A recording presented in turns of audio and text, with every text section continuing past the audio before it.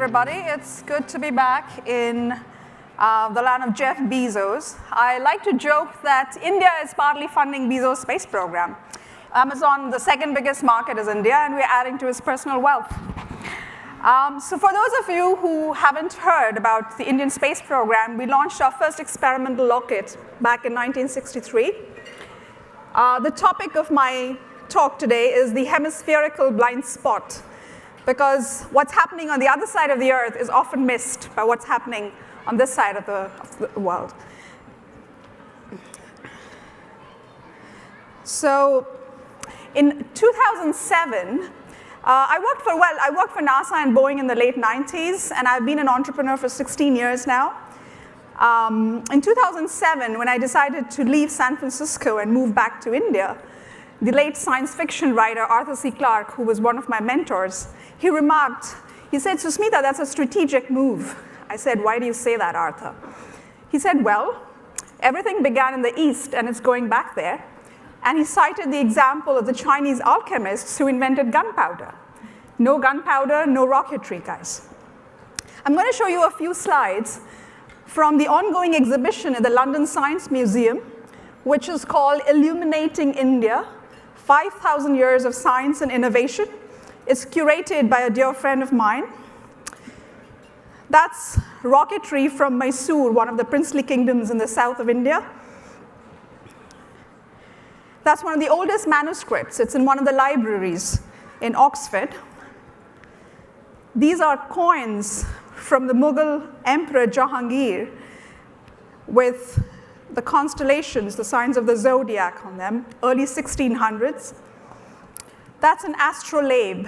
That's a precursor to the sextant. And that was introduced into India in the 1300s by the Persians.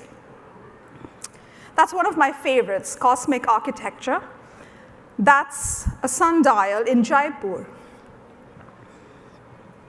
For those of you in the audience who don't blink an eyelid using the word emerging for India or China, I would highly recommend you recalibrate your clocks from a 24-year clock to a 100-year clock.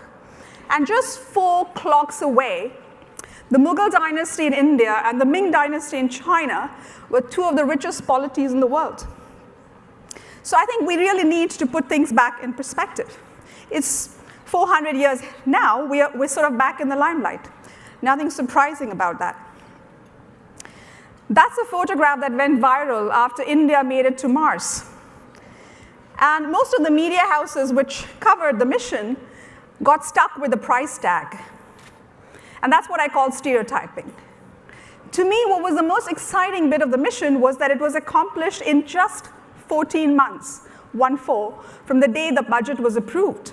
There's hardly any space agency on this planet which can pull off a planetary mission within 14 months. You need 6 to 7 years for a planetary mission. And just as a footnote, I might add that the Indian Space Agency has one of the best gender ratios in the world.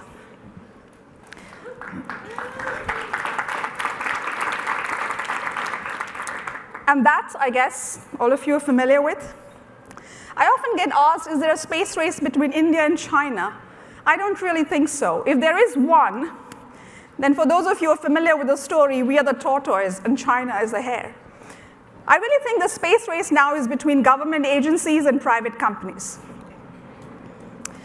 That's a crew capsule that India tested in 2014. It's a splashdown Apollo kind of capsule, which landed back in the Bay of Bengal and was recovered. That's a test that happened last year. It's a scaled version of what India is calling the reusable launch vehicle. So this is a little bit about my orbital enterprise, so to speak. I'm less of an entrepreneur, more of a passionpreneur. That's my first company in San Francisco called Moonfront. It was a learning experience. What you see is a hybrid moon base, a future base. My second company was in Vienna in 2004. It's still around, it's 12 years old. It's the only company in the world where architects, industrial designers work with scientists, engineers, and others to design human and robotic exploration systems. We take a multidisciplinary approach which is a contrast to the engineering-centric approach that most space agencies take. So in my view, the space station that's orbiting the Earth right now is over-engineered and under-designed, and that needs to change. I moved back to India in 2008, and Earth to Orbit was my third venture. In the first avatar, Earth to Orbit, we facilitated international launches on the PSLV rocket. We launched a Japanese satellite. We launched the Google satellite last year. It wasn't easy, guys. The regulatory hurdles are huge.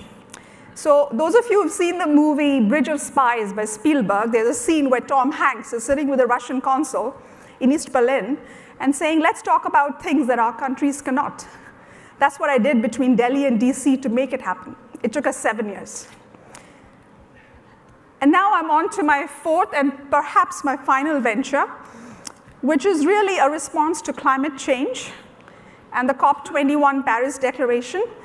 We are developing downstream applications using Earth observation data and other forms of data, and leveraging machine learning and cloud computing power to solve problems around food, water, energy and transportation, and cities.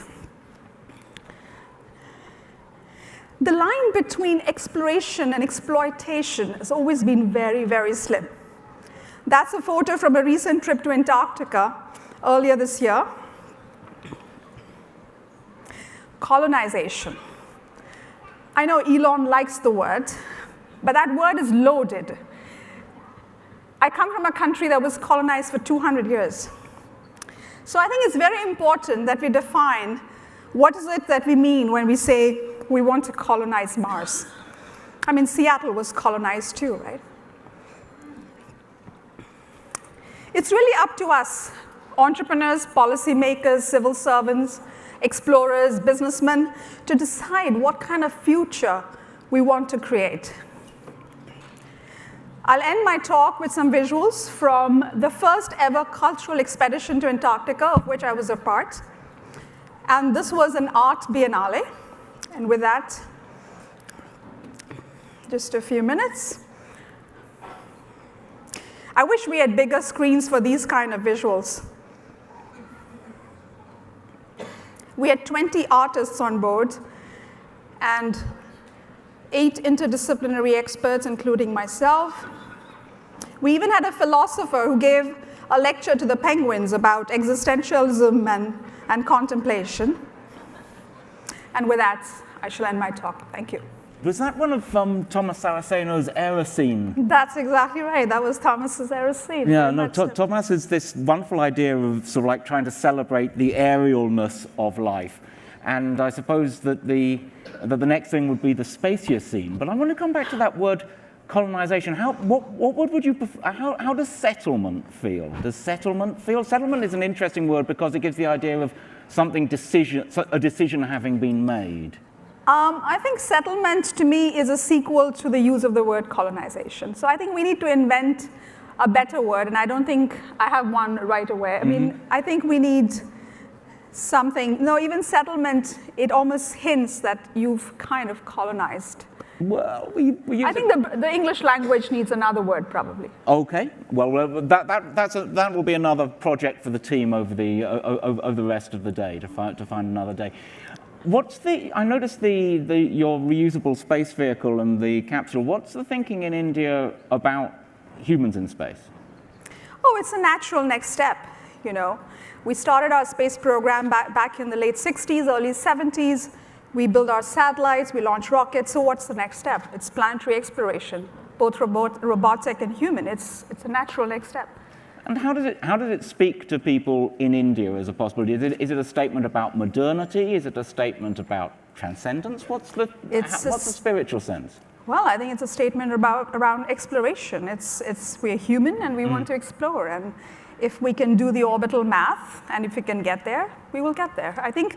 I often get asked, why does India have a space program? There are so many problems they need to solve here on Earth. Well, that's true of the United States too. I mean, how many people here don't have health care? So I don't think it's a question of either or. I think it's a question of both. And to me, space is not a frontier. I don't need to conquer space.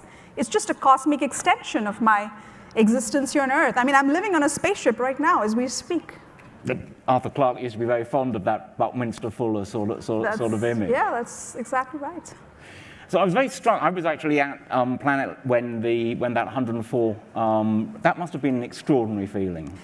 I think so. I think the choreography of popping out 104 satellites with precision is a fairly demanding job, and the fact that we could pull it off just shows you how precisely we can do it. And I was very struck also in that experience, but also in what you brought home about the Mars mission, the leanness of the Indian experience. How do you do something like that in 14 months? I think whenever we talk about innovation, we always think about product or process, right? To me, in this case, what happened is what I call organizational innovation. If you can collapse the hierarchies, bring together the team in one room and say, hey, that's the launch window, we have to launch, and they do it.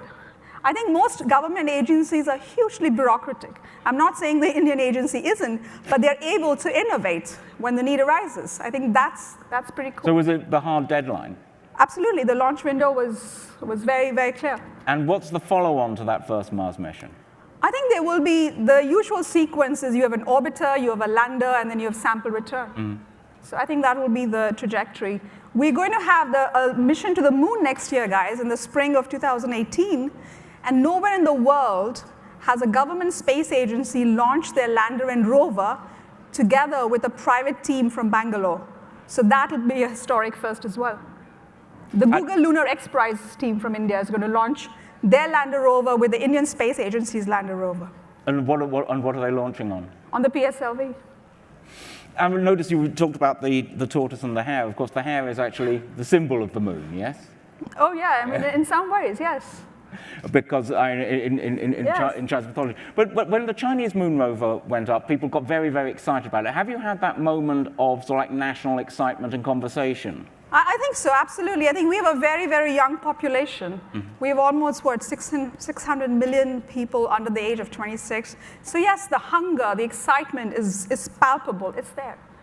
And I was also very interested in the way you brought home the aesthetics and the design issue. Is that, since you've described yourself as a serial passionpreneur, what's the next passion going to be? Where are you going next? Well, I think for the next 5 years, I want to focus on our home planet. It's in trouble, real trouble. I mean, having been to Antarctica, having heard the calving of icebergs, these are these loud explosions.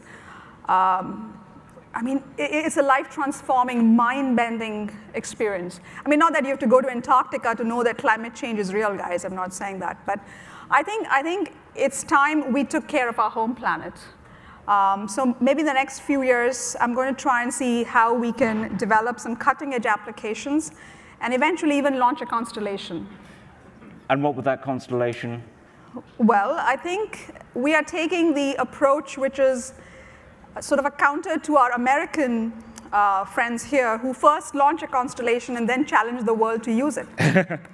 We will first build the applications, build a solid client base, and then design what sensor configuration we should use. And that will be a constellation that will obviously have application in other parts of the global south. Absolutely. We're looking at cities. Yeah, we're looking at cities around the world. How do we make them more resilient, for example? Yes, absolutely. And then, of course, the media will say, we did it very cheap. I just need $90 million, guys, to launch an entire constellation. That's the amount Skybox used to build just 2 demo satellites, and we can do it.